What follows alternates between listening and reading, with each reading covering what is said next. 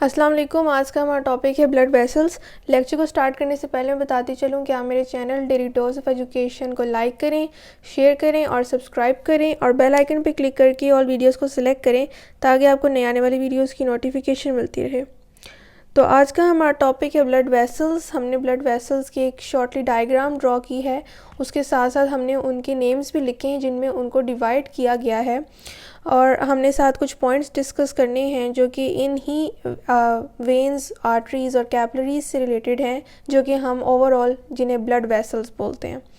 तो circulatory system हम अपने प्रीवियस लेक्चर्स में डिस्कस कर चुके हैं। आज हमने उन सर्कुलेटरी सिस्टम्स में इन्वॉल्व मेजर टूल्स जिन्हें हम वेसल्स कहते हैं उन्हें डिस्कस करना है, उनकी टाइप्स को भी डिस्कस करना है।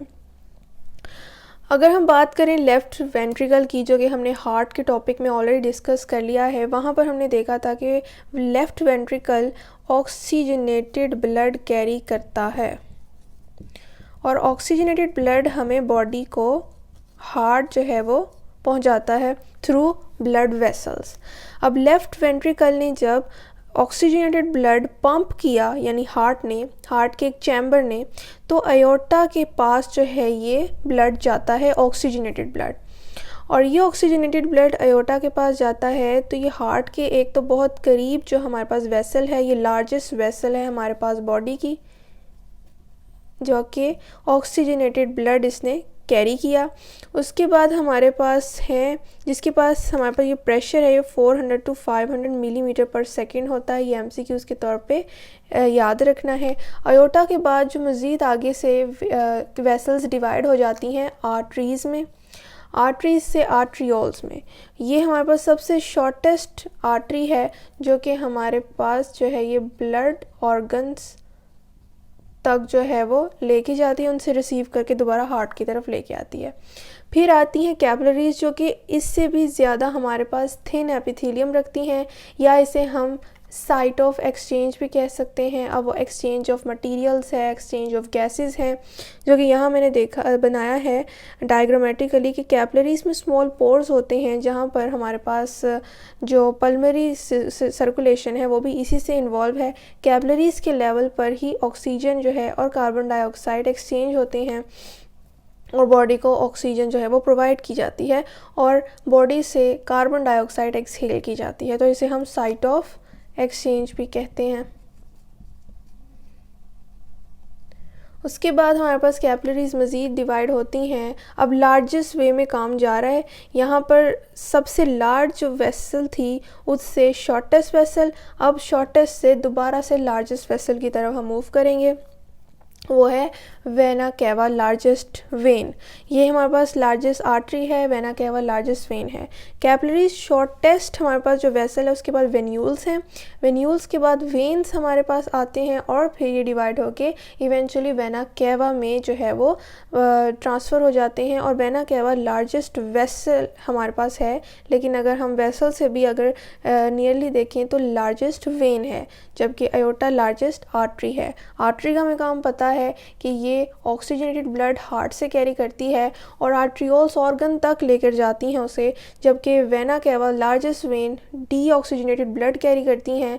ये वेन्यूल्स और वेन्स ऑर्गन से डीऑक्सीजनेटेड ब्लड बॉडी से कैरी करके वेना केवा तक लेकर आती हैं और वेना केवा चूँकि सबसे लार्जेस्ट वेन है, हार्ट के पास होती है और हार्ट के राइट चैम्बर के अपर पोर्शन यानी राइट एट्रियम में डीऑक्सीजनेटेड ब्लड जो है उसे भेजती है, जहाँ से फिर पल्मरी आर्टरी जो है उसे डीऑक्सीजनेटेड ब्लड को लंग्स की तरफ लेके जाती है, जहाँ पर उसकी ऑक्सीजनेशन होती है। ये सारा हम अपने प्रीवियस हार्ट टॉपिक में पढ़ के आ चुके हैं।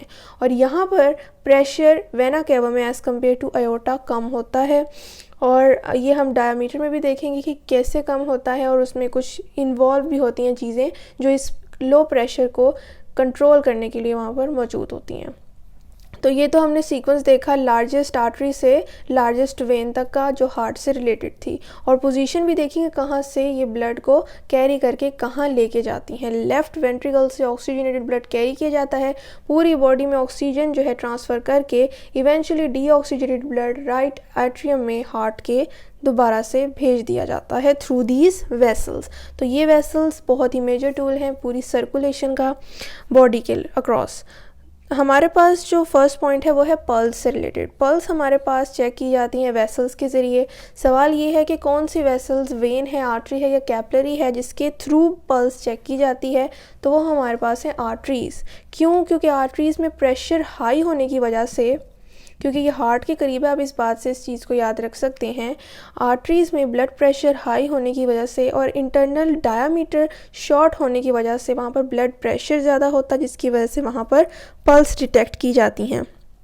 नेक्स्ट है aorta. Aorta has aortic valve at the base. हमारे पास अयोटा की बेस पर अयोटिक वेल्व्स प्रेजेंट होते हैं जो कि प्रिवेंट करते हैं बैक फ्लो ऑफ ब्लड, ताकि ब्लड यूनी डायरेक्शन में मूव करे। नेक्स्ट है पल्मरी वेन। पल्मरी वेन हमारे पास वो वेन है जो कि ऑक्सीजनेटेड ब्लड को लंग्स से कैरी करती हैं towards left atrium of the heart, जिससे वो लेफ्ट वेंट्रिकल में मूव करता हुआ इस जर्नी को जो है वो पास करता है और इवेंचुअली दोबारा राइट एट्रियम में मूव करता है। और इसी तरह सिस्टमिक सर्कुलेशन और पल्मरी सर्कुलेशन वर्क करती रहती हैं। तो पल्मरी वेन में भी हमारे पास सेमील्यूनर वेल्व और पल्मरी वेल्व प्रेजेंट होते हैं जो कि वही रोल प्ले करते हैं जो कि अयोर्टिक वेल्व जो है वो प्ले करते हैं। वेल्व का असल में प्रेजेंट होना सिर्फ बैक फ्लो ऑफ ब्लड को प्रिवेंट करना होता है। कैपिलरीज की बात करें जो कि हमारे पास साइट ऑफ एक्सचेंज भी हमने इसको कहा है, ये भी प्री कैपिलरी वेल्व्स प्रेजेंट होते हैं इसमें, जो कि बैक फ्लो ऑफ ब्लड को प्रिवेंट करते हैं। वेन्स हमारे पास हर वेन जो है वेन्यूल्स, वेन्स और वेना कैवा, इसके भी बेस पर सेमील्यूनर वेल्व प्रेजेंट होते हैं, क्योंकि वेन्स में प्रेशर जो है वो ब्लड का कम होता है, जिसकी वजह से वन वे फ्लो को मेंटेन रखने के लिए सेमील्यूनर वेल्व प्रेजेंट होते हैं। हमने अगर इसको डायग्राम में देखें आर्टरीज़ और वेन को, तो आर्टरीज़ का बोर, यानी बोर मीन्स डायामीटर, डायामीटर कम होता है एज़ कम्पेयर टू वेन्स, बहुत कम होता है। और उसकी 3 लेयर्स हैं, जिसमें से फर्स्ट लेयर जिसको मैंने ब्लैक मार्कर से ड्रॉ किया है, इसे हम टूनिका एक्सटर्ना कहते हैं, जिसमें कनेक्टिव टिश्यूज़ प्रेजेंट होते हैं। नेक्स्ट हमारे पास है टूनिका मीडिया, यानी मीडियम में प्रेजेंट है और इसे इलास्टिक फाइबर्स और स्मूथ मसल्स कंटेन करती है। जबकि थर्ड हमारे पास जो सबसे इंटरनल वन है, इसे हम टूनिका इंटीमा कहते हैं, जो कि एंडोथीलियम कनेक्टिव टिश्यूज़ कंटेन करती है। Same case in veins. Veins में बस हमारे पास ये डायमीटर मैंने एज़ कम्पेयर टू आर्टरीज़ यहाँ पर लार्ज बनाया है, क्योंकि इसका इंटरनल बोर यानी डायमीटर यहाँ से जो है वो ज़्यादा लार्ज है एज़ कम्पेयर टू आर्टरीज, जिसकी वजह से ब्लड वहाँ जब मूव करता है तो उसका प्रेशर इतना नहीं होता। और हमारे पास एक पॉइंट है कि जिस तरह टूनिका एक्सटर्ना, टूनिका मीडिया और टूनिका इंटीमा हमारे पास 3 डिफरेंट लेयर्स हैं आर्टरीज़ की, उसी तरह वेन्स की भी यही नेम्स हैं। बस टूनिका मीडिया जो हमारे पास वेन्स में है उसमें इलास्टिक फाइबर्स नंबर कम रखते हैं, उनमें स्मूथ मसल्स और इलास्टिक फाइबर्स का नंबर कम है एज़ कम्पेयर टू आर्टरीज़, और डायमीटर जो है वो लार्ज है एज़ कम्पेयर टू आर्टरीज़। तो ये हमारे पास था टॉपिक ब्लड वेसल से रिलेटेड, जो कि मेजर टूल है हमारे पास ब्लड सर्कुलेशन के लिए।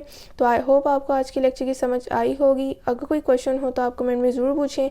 मैं फिर बताती चलूँ कि आप मेरे channel daily dose of education को लाइक करें, शेयर करें और सब्सक्राइब करें, और बेल आइकन पर क्लिक करके ऑल वीडियोज़ को सिलेक्ट करें, ताकि आपको नए आने वाले वीडियोज़ की नोटिफिकेशन मिलती रहे। शुक्रिया। अल्लाह हाफ़िज़।